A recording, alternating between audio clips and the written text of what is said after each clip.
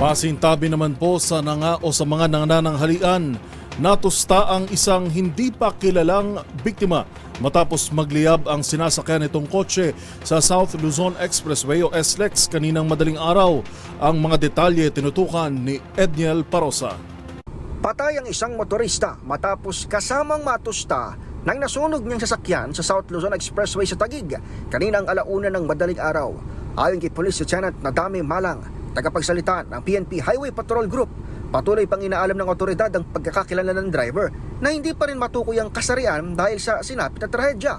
Sunog na sunog kasi ang bangkay na hindi nakalabas ng bumangga sa Center Island, magpagulong-gulong at magliyab ang kanyang Honda CR-V. Galing Skyway ang sasakyan nang mangyaring insidente sa northbound direction ng SLEX sa Western Bicutan. Na nakita nga nila na mabilis yung takbo nitong sasakyan na to at